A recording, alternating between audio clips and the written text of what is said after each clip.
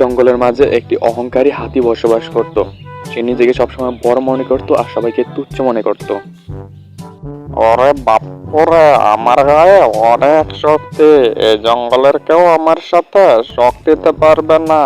হাতি ঘোড়া গেল তল, মশা বলে কত জল।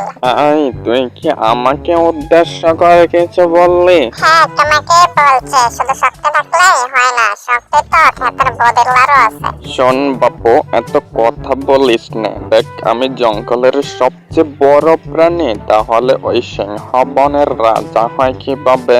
কেন হাতি, মাঝে মাঝে আমার নিজের ছায়া দেখলে আমার নিজেকে বাঘ মনে হয়, তার মানে কি আমি বাঘ হয়ে গেলাম নাকি? আরে তুই তো একটা বিড়াল, তোর আর কি ক্ষমতাই বা আছে? তোর জীবনটাই তো বৃথা। বাহ বাবা, আপনার চিন্তাধারা তো দেখি অস্থির। আপনার এই ধরনের চিন্তাধারার কারণেই আপনি কখনো জঙ্গলের রাজা হতে পারবেন না। শোনেন, সবারই নিজস্ব কিছু গুণাগুণ থাকে, যেটা আমি পারবো সেটা আপনি কখনোই পারবেন না। ওরে বাপরে, হাসিতে তো আমার পেট পেটে যাচ্ছে। কি এমন কাজ যেটা তুই পারবে কিন্তু আমি পারবো না? এই যে দেখেছেন আমি কিভাবে গাছে উঠেছি, দেখে আপনি গাছে ওঠেন তো। ওরে বাপরে, আমি হচ্ছে একটা হাতি, আমি কি নিজেরা সরালে নিয়ে গাছে উঠতে পারবো? এবার বুঝছো, সবারই কিছু নিজস্ব গুণাগুণ থাকে, বললা হাতি।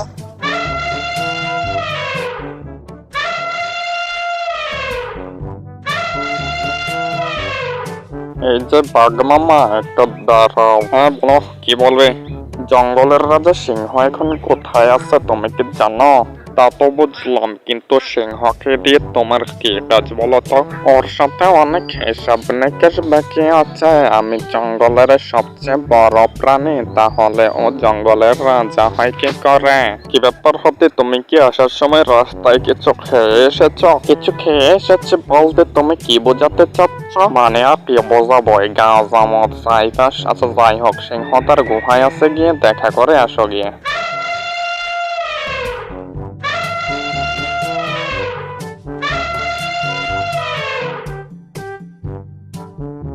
আরে হাতে যে কি মনে করে এখানে?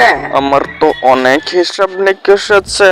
আরে কে বলো, তুমি হচ্ছে জঙ্গলের সবচেয়ে বড় প্রাণী, তোমার সাথে আবার কার হিসাব নিকাশ আছে? ওরে বাপরে, আমার হিসাব তো অন্য কারো সাথে না, আমার হিসাব তো তোমার সাথে।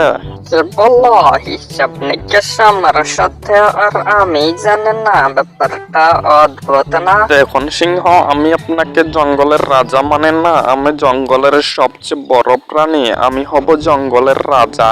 আর বাহ, কে ব্যাপার বলো তো, সকালে ঘুম থেকে উঠে তুমি কি খেয়েছ?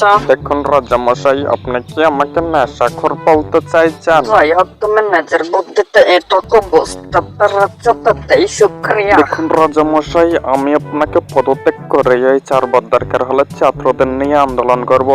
আরে যাও যাও, দেখবো তুমি কি করে না তা পারো।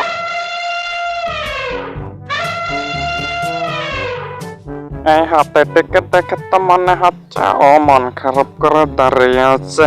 যাই গিয়ে একটু খোঁজ খবর নিয়ে আসি। এই যে হাতে মশাই, দেখে মনে হচ্ছে তোমার মনটা খুবই খারাপ। ওরে বাপুরে, আর বলিস নে, আমি জঙ্গলের সবচেয়ে বড় প্রাণী, কিন্তু আমাকে জঙ্গলের রাজা না বানিয়ে রাজা বানিয়েছে ওই সিংহকে। বুঝতে পেরেছি হাতে মশাই, আমার তো মনে হয় তুমি গাঁজা খেয়ে নেশায় আছো। কুত্তার বাচ্চা, তোর এত বড় সাহস, তুই আমাকে নেশাখোর বলিস?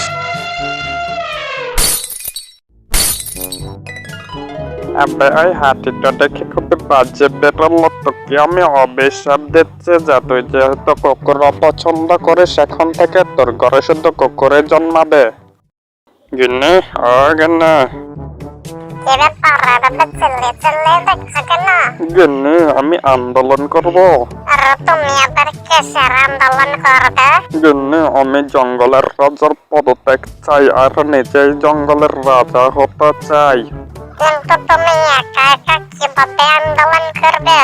তুমি ঘরে চলো, আগে বাচ্চা পয়দা করতে হবে, তারপর একটা টিম গঠন করে তাদের নিয়ে আন্দোলন শুরু করব।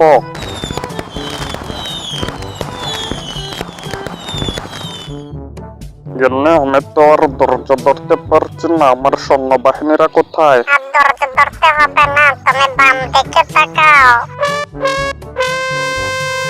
আরে গেলে আমাদের সন্তান কুত্তার বাচ্চা হলো কি করে? আমরা তো হাতি, এখন এদের নিয়ে কি আন্দোলন করব?